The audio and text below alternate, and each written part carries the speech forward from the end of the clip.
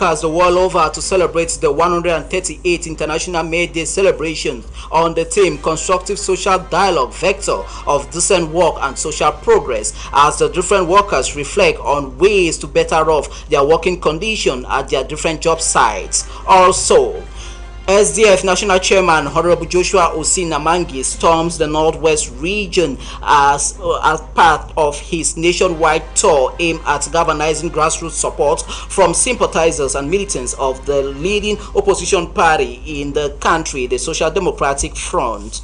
And fuel scarcity hits major towns and cities across the Federal Republic of Nigeria as Nigerians are facing tough time when it comes to fuel scarcity issue, despite the announcement of the richest black man in the world, Aliko Dangote refinery, that's supposed to have taken steam. Those were major stories, a development of these and others in this newscast.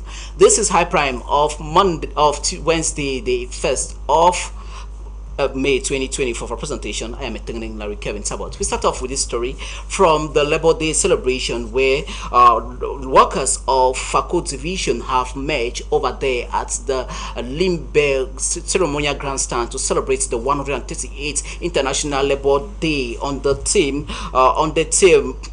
theme Social Dialogue Vector of Decent Work and Social Progress. This captured the admiration of newsroom reporter Alice Lekeliengu Ikome.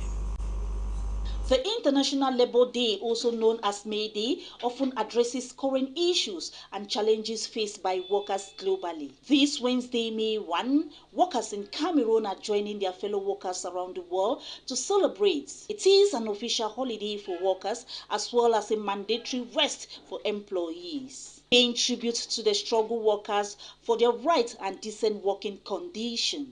This year, the focus is on ensuring safety and health at work in a changing climate. Under this theme, there is a critical importance of addressing the impact of climate change on workplace safety and occupational health.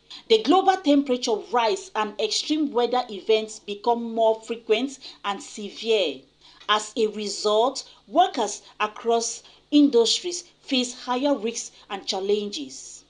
Protective measures to protect workers from climate-related hazards such as heat, stress, air pollution, natural disaster, and vector-borne diseases. Happy Labor Day to all workers. We now move on to the Northwest Regional Capital of Bamenda, where Bamenda City Mayor Reverend Paul Achombong has presided over the examination or an adoption of the 2023 fiscal year's budget for the administrative management, stores and account management of the said municipal structure. During the plenary session, it was disclosed to the public that the said council is working on a budget of 4.3 billion CFA francs as running budget for the 2024 fiscal year. We have details with this report. The Bamenda City Council is holding her first ordinary session for 2024, dedicated for the examination and adoption of administrative management accounts for 2023 as diverse works are ongoing. We have programmed to purchase a grader. It is ongoing. We have programmed to finish this structure which you see we are there. I think you have seen it. We have programmed to rehabilitate roads. It is ongoing. We have programmed to build touristic facilities. It is ongoing at the station. We have programmed to provide water by gravity. It is ongoing. We have programmed to do many other things which they are small in their quantity or in their size, but they are very, very, very important for the well-being of our people who are going to do. The Bamenda City Mayor, on his part, enumerated the challenges of civil disobedience as people do not pay their taxes, neither do they adhere to the council's call, hampering revenue collection. Challenges for the collection of revenue is eminent, it's true, it's real, because we first of all face a situation of civic disobedience. civic disobedience does not really mean ghost town, people don't go to the market, and so people don't equally pay their taxes. People don't equally respond to our calls for certain public activities. It's quite much that has been a challenge in terms of revenue collection. But nevertheless, we are forging and we're looking for other measures to attain our budgetary expectations in terms of revenue. According to the city mayor, the 2024 budget stood at 4.3 billion francs CFA. He urges traders and business persons operating at the recently burnt Bamenda main market to be responsible during their activities. Well, the budget for 2024 is about 4 billion 200 million. Well, we are telling the traders here that the city board has approved a deliberation that I should launch the call to tender. So as soon as the papers are ready, we'll launch the call to tender and we'll progress with the works as such, while waiting on the facilities which were so solicited in terms of loan to be granted. On the issue of rents? The rents, we've said we're going to subject it to another discussion because for the moment, some have paid, some have not paid. To crown the day, Bamenda City Magistrate urged all the non-state armed actors to drop their weapons and join them for the development and transformation of Bamenda.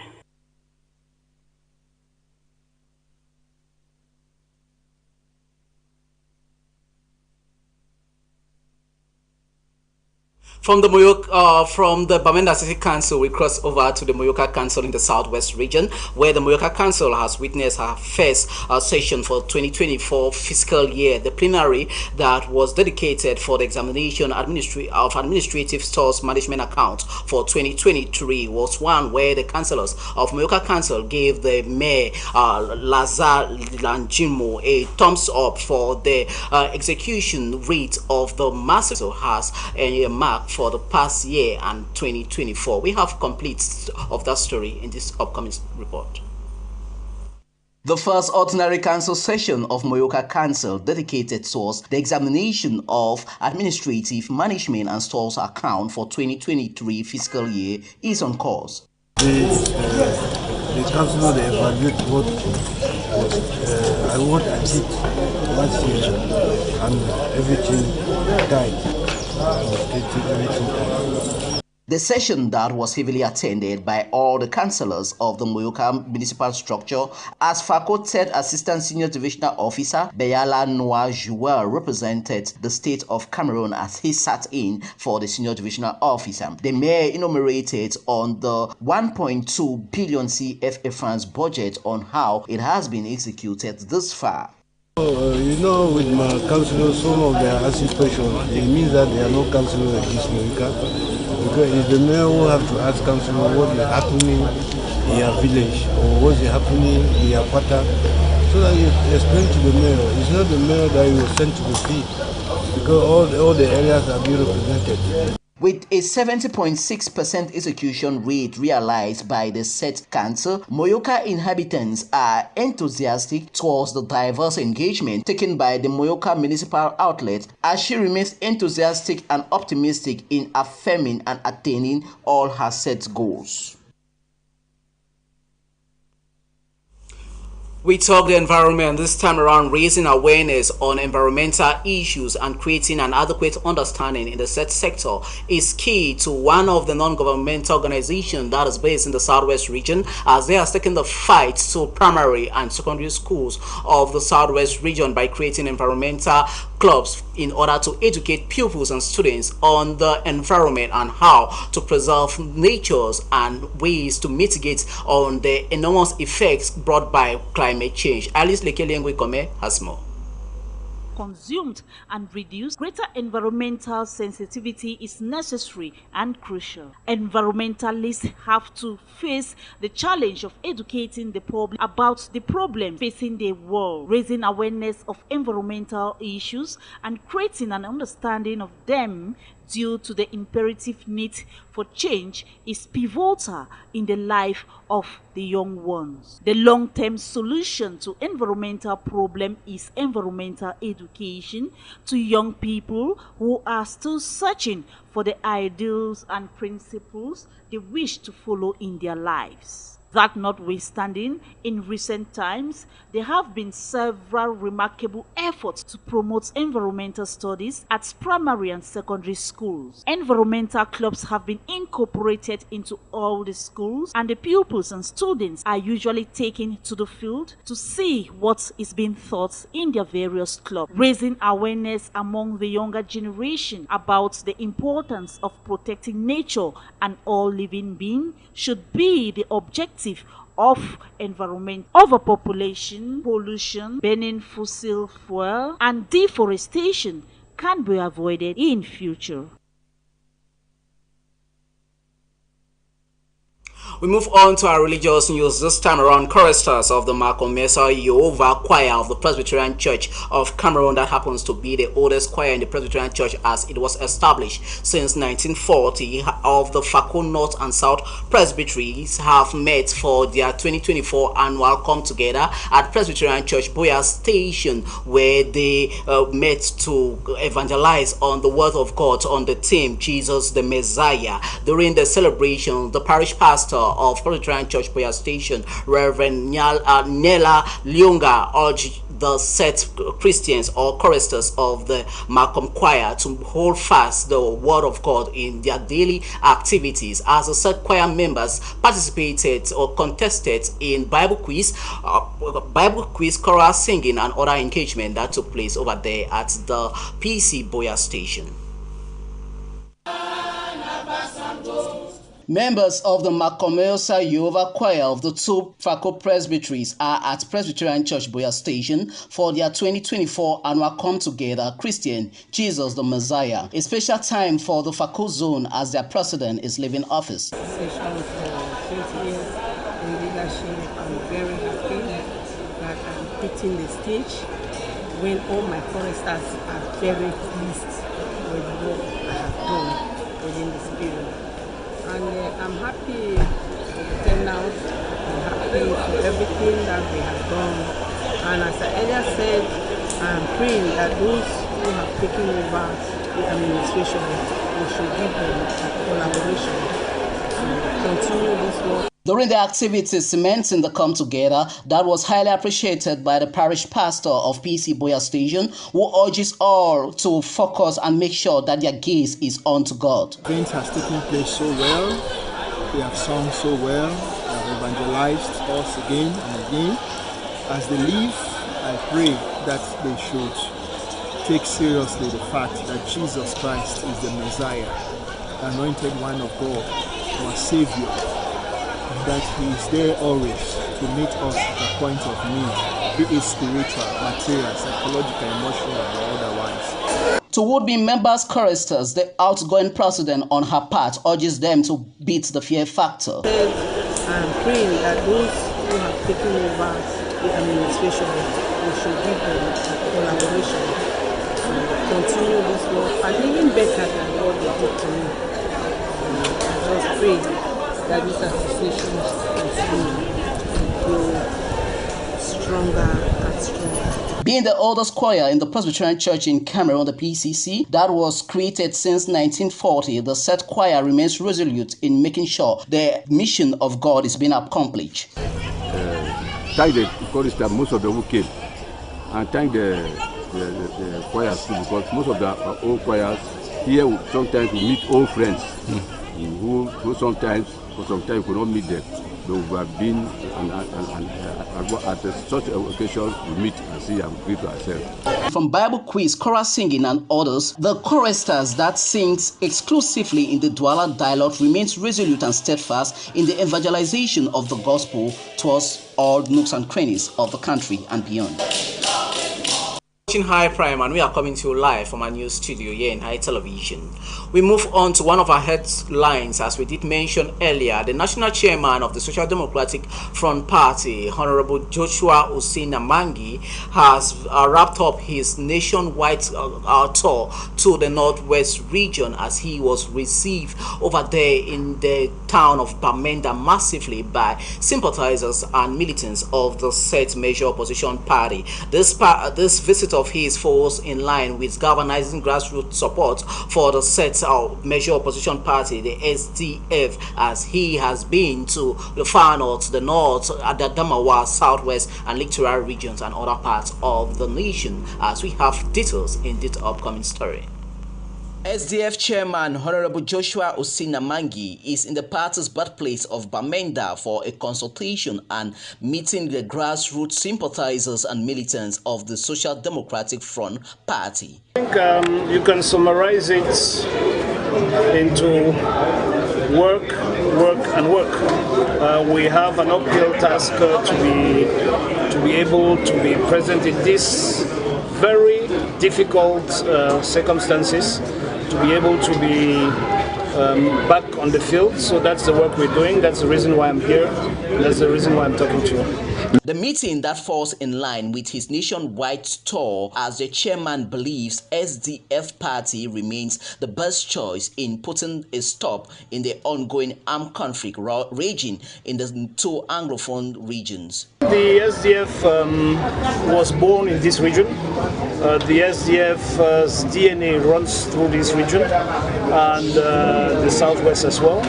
And the SDF is the best placed party, political party, to bring about or to usher in a political solution to the actual crisis we're having in the northwest and southwest region. So we are pretty confident of our capacity to bring about that change, and for that to happen we have to be in a situation of power. We cannot bring about those solutions from a point from the opposition. So the Cameroonian voters have the power to see that for the past 7 going to 8 years we are in a crisis situation, and those who are in power today, the CPDM and Mr. Biya, have a responsibility, a duty and a responsibility to bring about peace into the northwest and southwest, and they have been unable to do it. We are saying that we are able to do it. Aside from the current issues plaguing the southwest and northwest region, he equally called on massive voters registration on Elecam's register for all, and to ensure that they cast their votes come 2025 general elections. You become a citizen once you are registered to vote, and not before. And it is rather unfortunate that many Cameroonians allow others to decide on their future. Every Cameroonian should decide on his or her future, and the only way you can do that is by voting, or at least being registered and then refuse to go and vote, because that's a vote too. What is happening today is simply unimaginable, that people have the strongest power anyone can desire to be able to influence their future and that of their children, and they just let it go. And they believe, and then some other people get elected into office, and they suddenly realize that their mayors are not good, that their MPs are not good, that the president is unable to solve the crisis in Northwest and Southwest. The problem is not the president, the problem is you. If you are not registered and the crisis goes on, then you are the problem. And so you need to go and register, you need to come out, you need to vote for your own future. With diverse discussions and topics discussed with the different attendees, SDF chairman continue with his nationwide tour, as he has been to the far north, Adamawa, southwest regions and other regions of the republic, as the Socialist Party believes in the political reawakening of the country for a better and prosperous Cameroon. During the inaugural ceremony that brought Nigeria's president to office, Asiwaju Bola Ahmed Tinubu, last 29th of May 2023, his first announcement was the removal of fuel subsidy. This has gone a long way to have a huge toll on the Nigerian population, as this has caused fuel prices to be soaring as the day goes by. As such, the Nigerians are facing the shortage of fuel, or better known as fuel scarcity, across major towns and cities. They say they cannot longer meet up with a set expectation, as the National Refinery Company, known as NLLPC, says she is hopeful for this fuel scarcity issue to be addressed adequately after she has announced the importation of millions of liters of fuel from neighboring or foreign countries that will be coming in no distant time to Nigeria. Aisha Mbeng has more. It is 11 months now after the federal government of Nigeria removed fuel subsidy and opened up the market for competition. Nigerians are still grappling with the harsh realities of fuel scarcity and long queues at the petroleum stations across the country. It is the case as oil marketers have traded blames on the current fuel scarcity as petrol queues continue to build up in major cities across the country, despite assurances by the Nigerian National Petroleum Company Limited (NNPCL) that supply has been regular. It is worth noting that on Monday, May 29, 2023, during President Bola Tinubu's inauguration, fuel subsidy was entirely removed, which led to an increase in the prices of petrol steeply across the country. The annulment of petrol subsidy was intended to open up petrol imports to the private sector as part of provisions in the Petroleum Industries Act 2021, thus taking the monopoly of petrol importation from the NNPCL. However, the NNPCL for several months now have gained control, being the sole importer of petrol in Nigeria, as private oil firms are unable to obtain foreign currency for importation. The build-up of fuel queues was noticed earlier this week in Lagos and continues to widen as some petrol stations, mostly operated by independent marketers, have gone dry. A similar situation is being reported in Abuja, where long queues have been seen at dispensing outlets. The Independent Petroleum Marketers Association of Nigeria (IPMAN) said that the scarcity of petrol is due to a logistic hitch impacting the supply of petroleum products across the country. Many commuters in the nation's capital Abuja were seen stranded at major bus stops, as only a few taxis were available to transport passengers, which led to an increase in transportation fare, standard of living, with many crying for a drop in fuel prices in order to help things come back to normal. We remain in our foreign news package for tonight. This time around, we shift over to East Africa, where Africa heads of states are convening in Nairobi, Kenya, for the International Development Association Summit, known as ADA Summit, with the focus on favorable lending terms and strategies to boost sustainability of development all across the continent of Africa. This has caught the attention of journalism student on internship Salnatu Precious Inda. Several African leaders gathered in Kenya's capital, Nairobi, for the World Bank International Development Association Summit on April 29. The two-day summit aimed at addressing development challenges on the continent and worked towards creating prosperous, inclusive, and sustainable economies. The International Development Association is a sector of the World Bank that assists the world's 75 poorest countries, 39 of which are in Africa. Among the presidents who attended the summit are the president of Madagascar, Sierra Leone, Malawi, Tanzania, Burundi, Comoros, and Mauritania, just to name a few, with mission to combat poverty by providing grants and low-interest loans to support programs that foster economic growth. The International Development Association also seeks to reduce inequality and enhance living standards for people in developing nations, while making sure the availability of favorable lending terms and strategies to foster sustainable development across the continent. During the summit, Kenya's President William Ruto highlighting the significance of the IDA's rapid and decisive actions during the crisis. Stands out for its rapid and decisive action during crisis, distinguishing itself from other funding sources. Its demand-driven programs, combined with concessional loans of 40 to 50 years, empower borrowing nations to pursue sustainable long-term development strategies. Emphasizes approach compared to other funding sources. Ruto praised the IDA's demand-driven programs and concessional loans which offer borrowing nations the opportunity to pursue long-term development strategies tailored to their specific needs. After disbursing a substantial $18 billion to African countries in the previous year, there is a clear recognition among African leaders of the pivotal role the organization plays in driving development across the continent.